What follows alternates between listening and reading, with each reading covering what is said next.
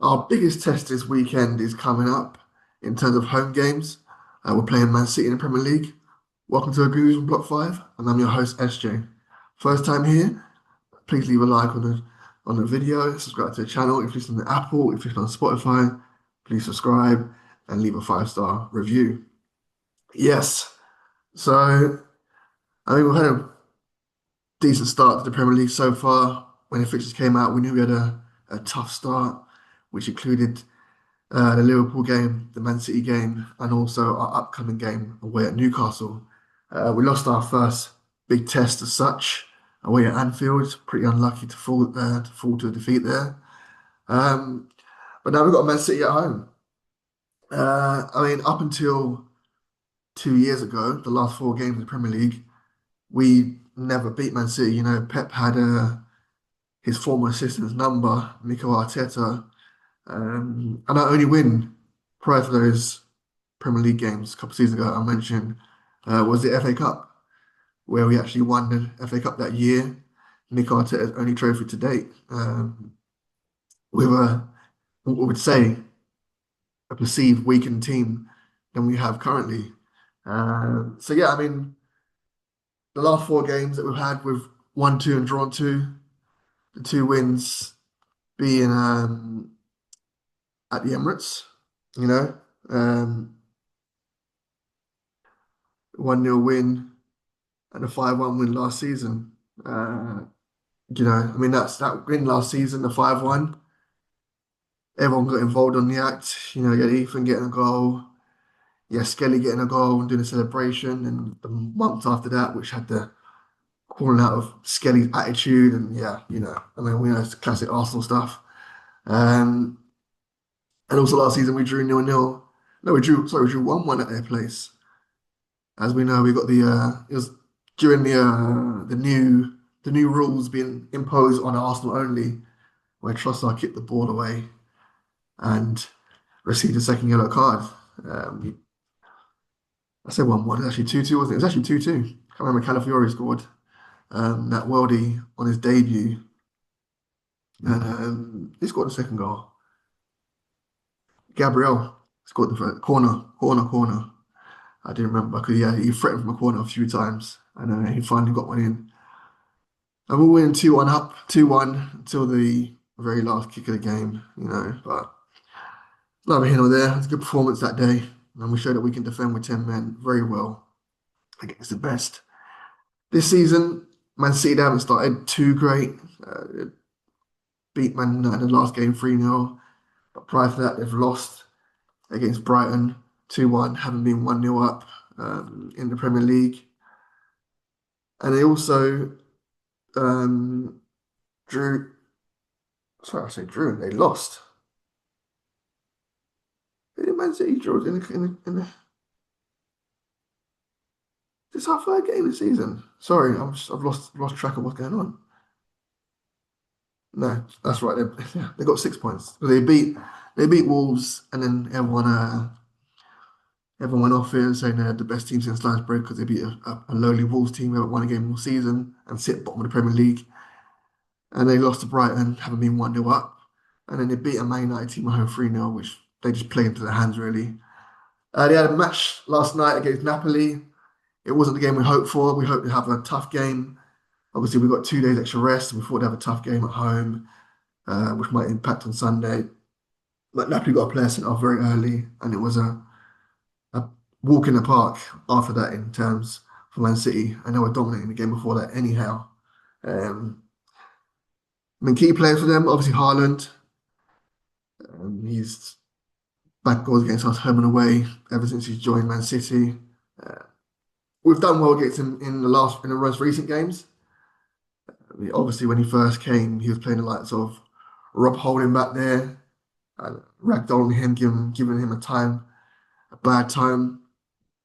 But I think in recent seasons where we've actually not lost in the last four games, Big Gabby has stepped up to really marshal him really strong, and also Saliba. It seems what we do is we attack him early, we play aggressive to him early on the halfway line or just before the halfway line, and pretty much knock him off his stride. Don't allow him to turn and run in behind because once he gets into the head of steam, he's very hard to stop, especially with those balls over the top. Um, I mean, key player for them. I mean, I've seen it. I saw it myself, but I've seen it being mentioned how Man City are trying to alter their game a little bit because we know Pep has brought a certain way of playing to the Premier League, I mean to world football really, in terms of playing out for the back, etc. Inverting fullbacks, but he seems to be letting his wingers be a bit loose as opposed to staying out wide and making the pitch big, receiving the ball and beating their fullback, etc. Um, and their wingers seem to be roaming a lot more.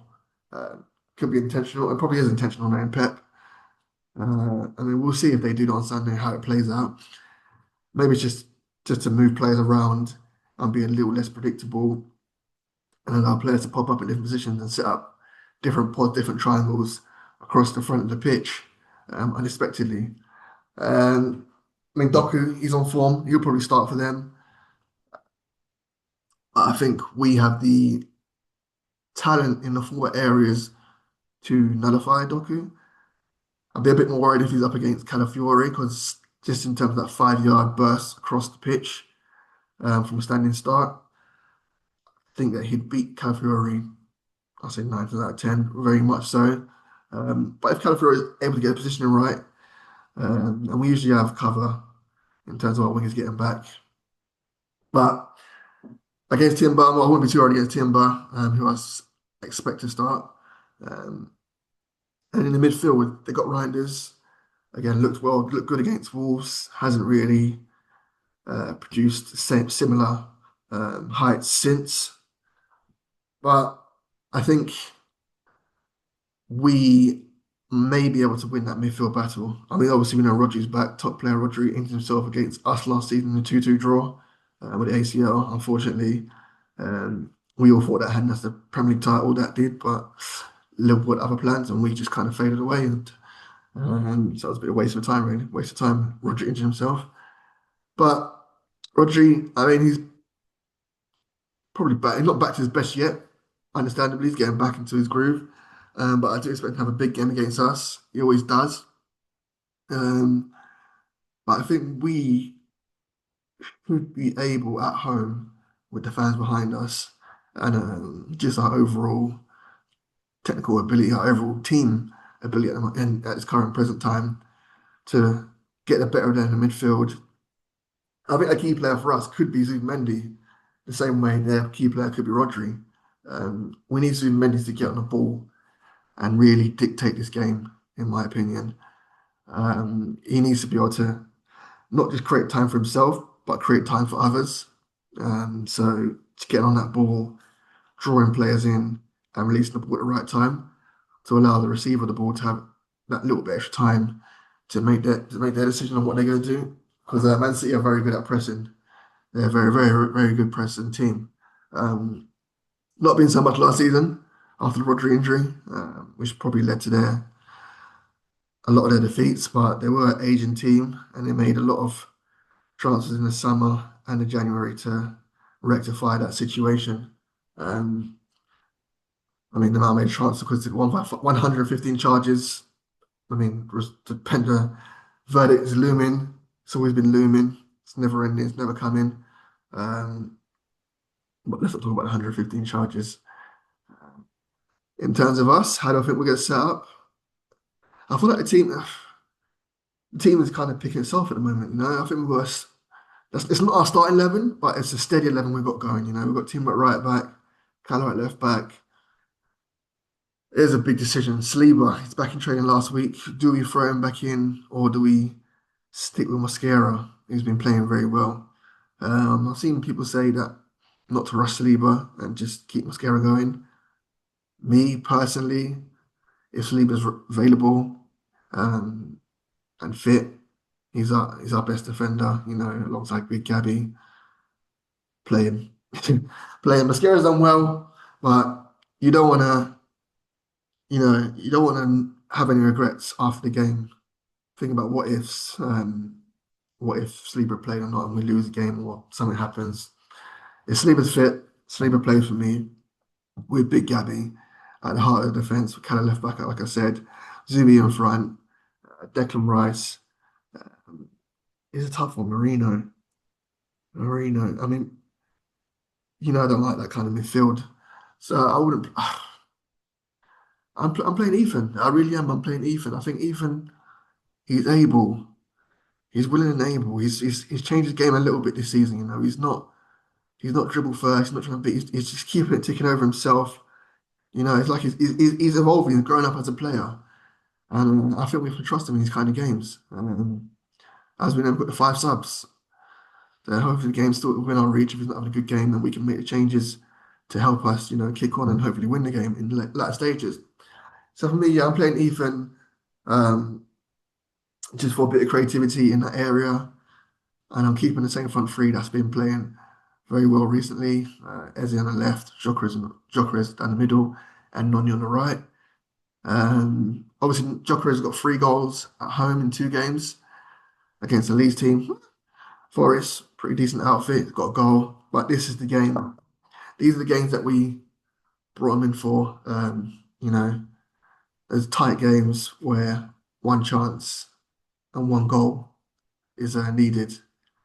He's got a decent record against Man City. He scored a hat-trick against them last in Champions League.